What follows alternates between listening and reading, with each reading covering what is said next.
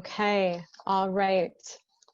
So friends, I will say to you, welcome to our 11th online gathering for congregational leaders sponsored by ELCA's coaching ministry and the Here to Serve initiative. I'm Jill Beverlin. I am the coordinator of coaching for the ELCA, and I'll be one of your facilitators today. And we especially want to welcome those of you that are joining us for the first time. It's important as we start to set some framing for you. These gatherings are designed to be a safe and brave space for church leaders to bring the truth of who they are and how they are doing in the midst of this pandemic. We are intentional about inviting guest speakers to offer their thoughts and experience on topics that you, the leaders of our denomination, have brought to us as points of concern in this time. In addition to our presentations, we build in an opportunity to join a small group discussion facilitated by one of our ELCA coaches. This is meant to be a space for leaders to find the freedom to explore where they are at in this process, and in doing so, potentially name their next most faithful step forward. Did you know that in every culture on our globe, community is named as an important variable in healing from grief and in grasping hope? Without community, neither of these things can be fully accessed. So thank you again for joining us. Your presence is important to each of us. You are a blessing. And with this, I now call on my colleague and friend, Linda Staats. Linda is a longtime ELCA leader. She is the creator of ELCA's Generosity Project and is the founder of HomeGrown Faith Ministries. She will bring us an additional word of welcome and centering. So Linda. Yeah, thank you, Jill, and hi, everyone. It's neat to see familiar faces. Today, we're going to focus our conversation around those in the first third of life, or we could say the youngest two generations. And so 3 of our colleagues are joining us today to provide a foundation for our discussion and reflections. Cory Newman is with us, and she's the executive director for the ELCA Schools and Early Learning Centers. She is a mom and on the forefront every single day supporting the staffs of our Lutheran schools as they continue to serve our children during the pandemic. Lyle Greiner is with us. He's the National Director for Peer Ministry. He's a dad and grandpa who knows the heart of youth and young adults. And Janelle Hooper is with us. She's the ELCA Program Director for Children's Ministry. She will close our time today by reflecting on what she's been hearing from all of you across the ELCA and sharing the resources that she's been curating for us during this time of the pandemic, and then she'll send us off with a blessing. But before we hear from our guest, I want to center us in a very specific way for this conversation, and that's through a generational lens. I approach my personal life and my professional life seeing things through, who are the generations? So I'm going to share my screen.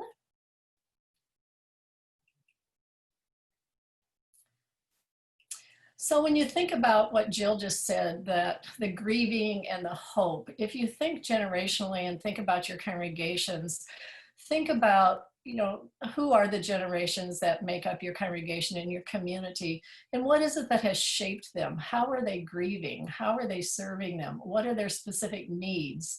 And how do they bring us hope or the gifts during this time? So there's 7 generations on our planet, and every single generation has been shaped by huge historic events. My own mother's 101, born the year after the 1918 pandemic. My spouse is a silent builder generation. I'm a boomer. I have 2 Gen X sons.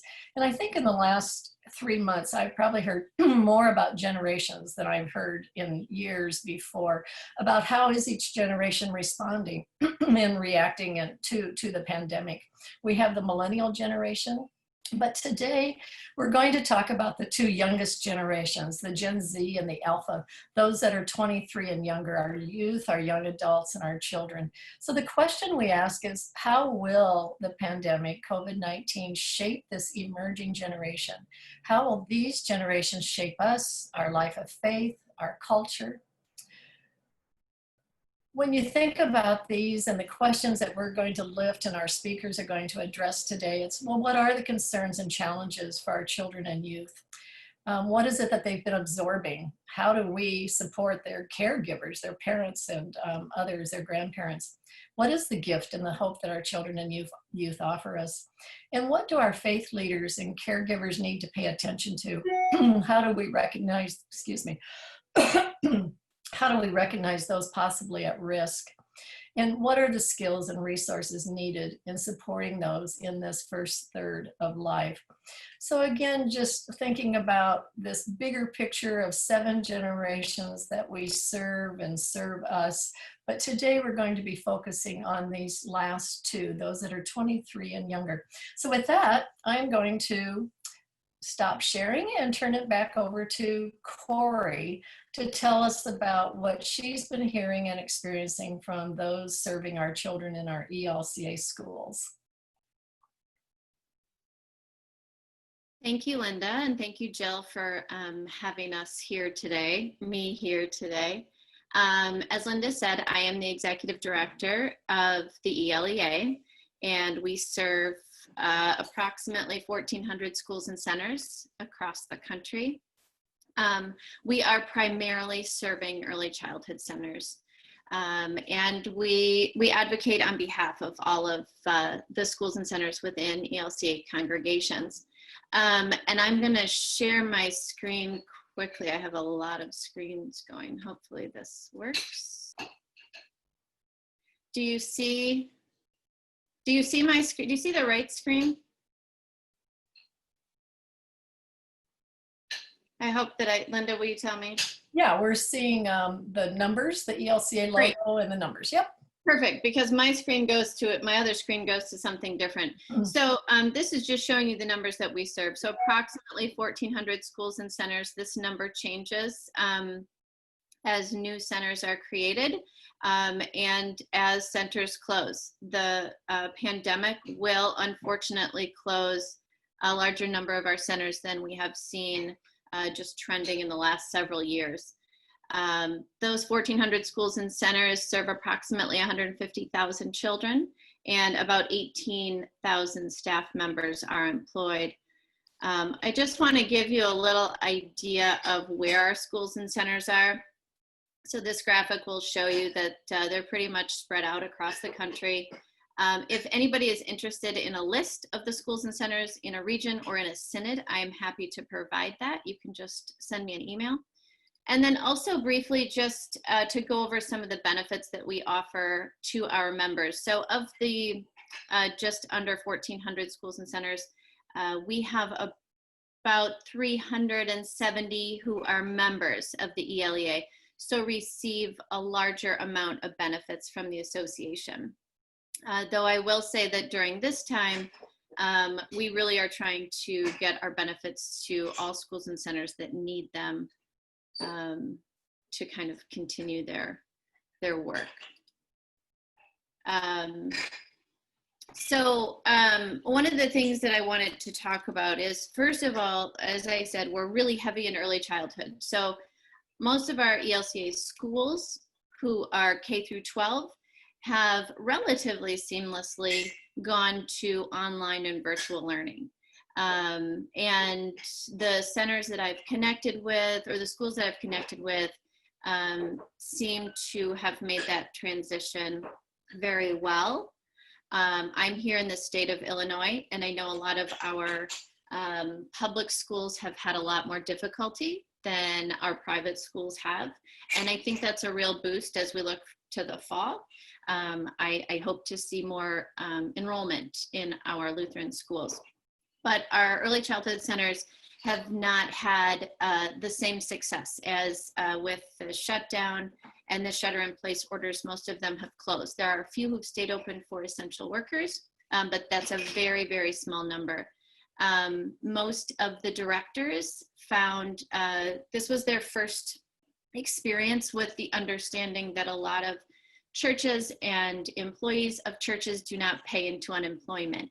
So they were very quickly drawn into kind of panic mode as they were shut down, and they were worried about their staff, and they were worried about themselves, and how are we going to continue. Tuition is what keeps these programs in existence and able to run, and it's a very small budget line that they exist on. And so that being said, the association was here to really provide a lot of guidance as they went through the process of realizing that there were relief efforts out there and how to access them.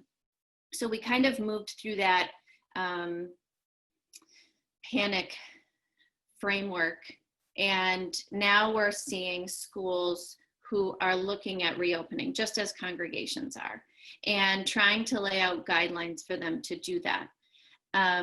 One of the concerns they have are, there's a lot of parents who don't feel comfortable sending their children back to care yet. There are also parents who feel that they are, putting themselves at more risk. Even if they feel like it's a good place for their children to go, they feel like they're risking their own health or the people around them. But what we see for children is that most of the things that they're experiencing are from us as adults. Their questions stem from the fear and the stress they see us exhibit. So I have 3 children, one of which is young enough to have some homeschooling, and her questions to me are often related to what she sees or hears other parents request. So, for example, she might come in and say, I was riding bikes, and the other parent told me I had to put a mask on, but you told me I don't have to wear a mask. So it's this confusion about what we're telling kids and what they're hearing. And so I think a lot of what parents are struggling with is not only giving accurate guidance, but also teaching children to have respect for what other parents believe during this time. The other concern I think that we're seeing is that, for a lot of parents, they've either moved into working from home, and so their time is very much limited to what they can give to their children, or they're at home and they're stressed and concerned because they've lost a job. And so children are trying to manage during this time with a lot of stress from their parents, and parents have sometimes used childcare, preschool as respite.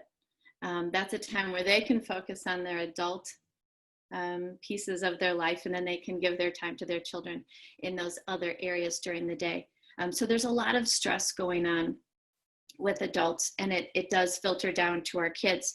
But I had a conversation yesterday with a social worker, and she was reminding me of, or telling me about a study done by Dr. Thomas Boyce, this theory that children are like dandelions or like orchids, and 80% of children are like dandelions. They are resilient, and they can teach us resiliency because they take everything kind of one day at a time.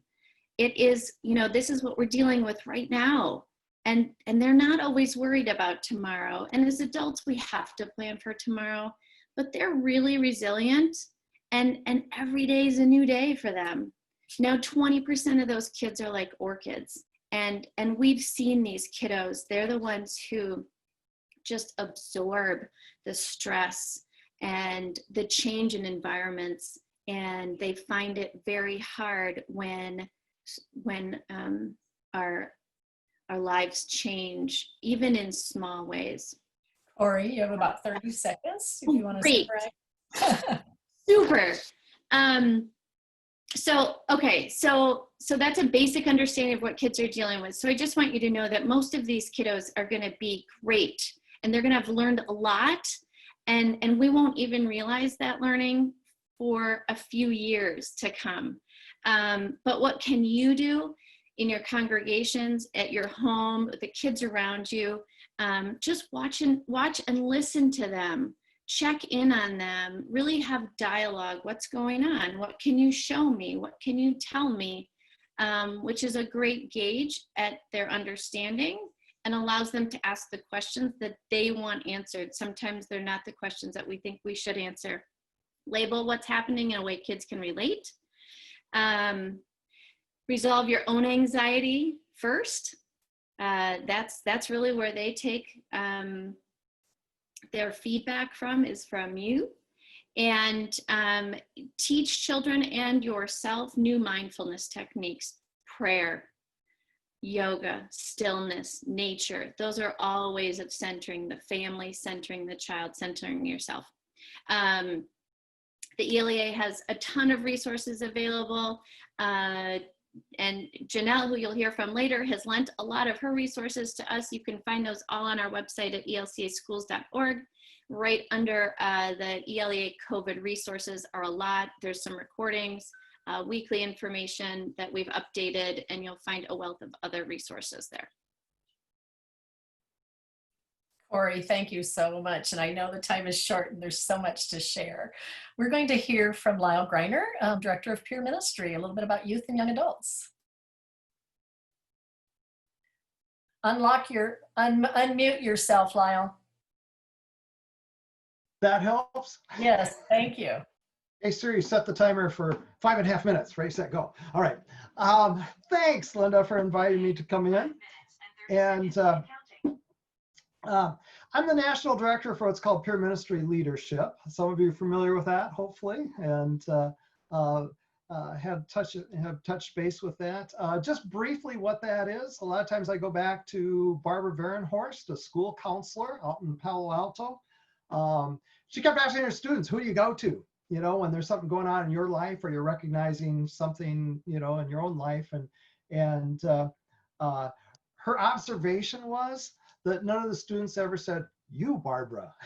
They almost always talked about one of their friends being the first people they confided in. So her premise is, why am I not giving youth skills to care and skills to welcome?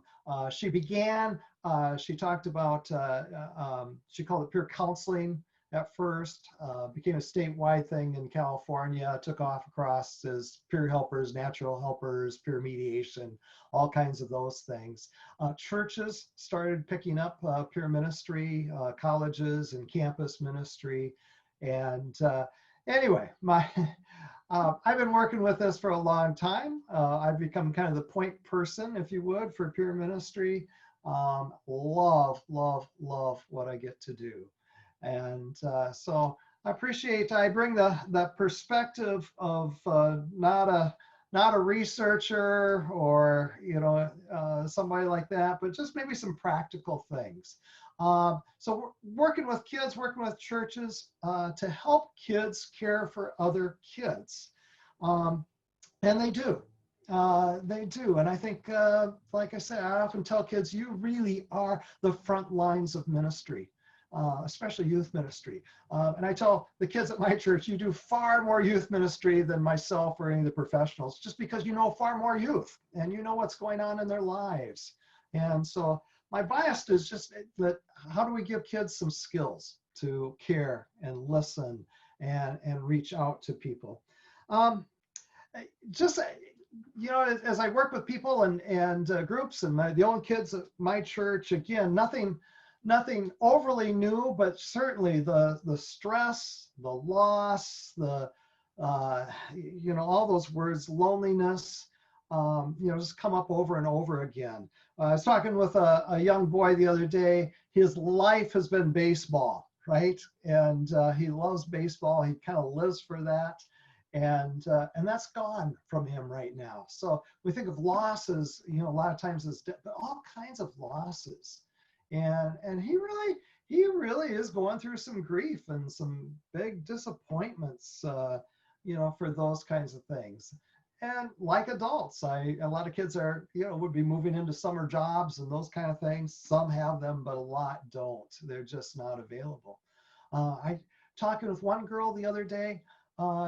She was telling us that her parents, great kid, but her parents have been fighting the whole time, and now I've decided to get a divorce.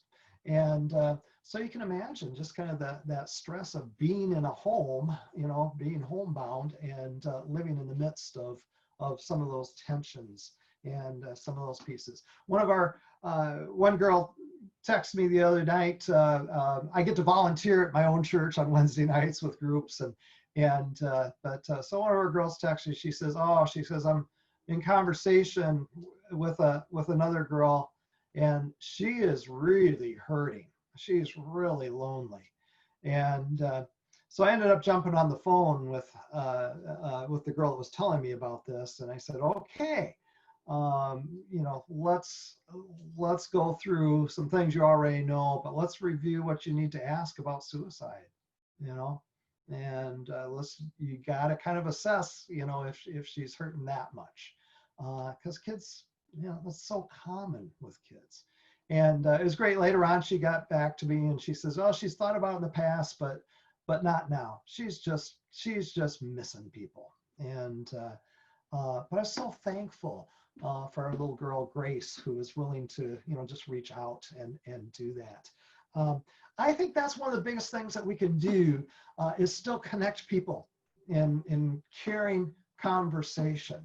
And Linda, bless you, that's all ages. When I talk about peer, it's not necessarily just a 16-year-old with a 16-year-old. A lot of times it's people of all ages. And we've been working on what we've been calling intentional conversations.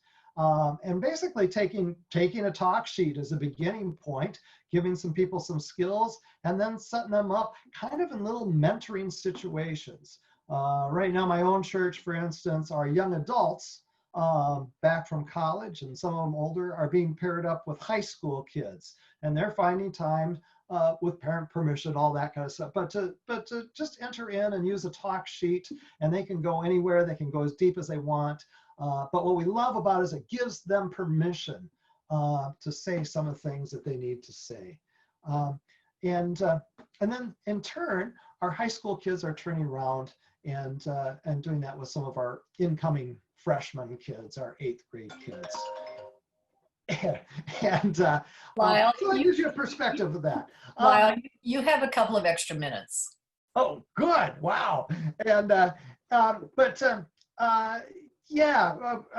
just this morning was on line with some of the leaders for service learning camps, which have mostly all been canceled. We're going to do a relational service camp, not a camp, but a relational experience. And by that, we're going to work with some churches and just giving them, their kids, a lot of their key kids, some of the skills, but then working with them with this intentional conversation, with that idea that they can then turn around and work with others in their congregations. And it was great, Linda. People asked this morning, they said, well, is this just kids? We said, no, it doesn't have to be just kids, that are going to enter in. So that's great fun. We're doing online facilitator training right now for adults. We're working with them in that way. We're doing the camp pieces or the service learning pieces and adapting that. We do a thing called All-In Relational Ministry, which really is adapted the caring skills for adults and for a wider group of people. Working with a group out in Boston right now on Thursday nights, walking through that. If you're not on with us, please peerministry.org. peerministry.org. At the bottom of any page, you'll find a place to add your name and church, and I'd love to keep you up to date with what we're doing. And certainly you can catch up with me, questions and things like that at that point. So that's a little bit where we're at, what we're doing, what I'm seeing. But thanks for letting me on. That's fun. Thank you, Lyle. For both Cory and Lyle, they provide just some wonderful resources. So as we break into our rooms for discussion, just think about what you've heard from both some of you have schools in your congregations and are dealing with this front line, all the chaos and crisis that's created. Others of you don't. But thinking about who are the children, those first 2 generations, those youngest 2 in your congregations, how are they being cared for? How are you caring for the adults who care for them, reaching reaching out. So we'll break Jill and Jason into rooms, and then when we come back, certainly list your questions so that they can be addressed, and then we'll hear from Janelle about some of the other resources that are available. So thank you for this wonderful time of sharing so much information, so many questions in that chat area. It'll take Jason and I a while to sift through that and hopefully get all of those addressed for you. So Lyle and Cory, you really are speaking to us about a population that I fear feels largely invisible at this time. So much focus on the virus itself.